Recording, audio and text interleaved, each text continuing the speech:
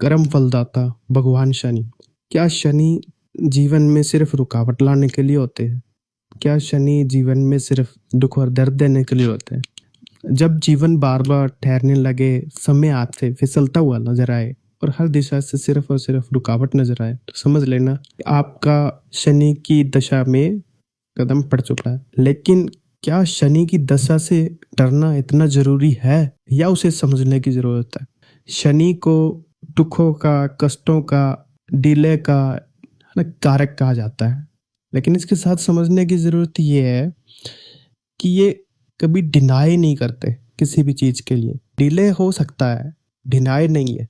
तो अगर आपको ऐसा लग रहा है कि शनि की दशा में मेरे बहुत ज्यादा कष्ट बढ़ गए हैं, तो कहीं ना कहीं ये पुराने जन्मों के कर्मों का फल है, या इस जन्म में भी जो कर्मों के चलते आपने किसी भी चीज को अगर सीरियस नहीं लिया है, क्योंकि शनि अनुशासन के भी कारक हैं। तो डेफिनेटली आप समझ जाइए कि अगर आपने किसी भी सीरियस कंसर्न को सीरियस नहीं लिया है और उसे बस जाने दिया है, तो आपको उसकी वजह से आने वाले कर्मों का फल भुगतना पड़ेगा।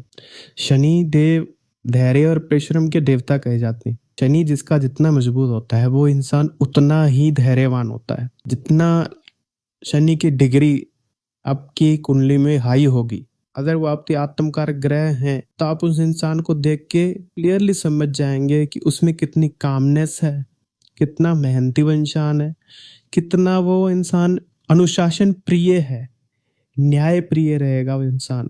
गंभीरता और मौन उसके चेहरे पे नजर आएगा आपको, और आत्म निरीक्षण की शक्ति यानी सेल्फ अवेयरनेस या रिफ्लेक्शन इस स्तर की होगी कि पास बैठा इंसान समझ नहीं पाएगा कि उस इंसान ने किन शब्दों का इस्तेमाल किया है। शनि का काम तोड़ना नहीं है, तोड़ के सिखाना है और फिर उस टूटे हुए इंसान को कामयाब बनाना है। लेकिन समझने की जरूरत यहाँ पे ये है कि वो टूटने की जरूरत पड़ क्यों रही है, क्योंकि हर चीज को पाने की एक कीमत आपको अदा करनी होगी। शनि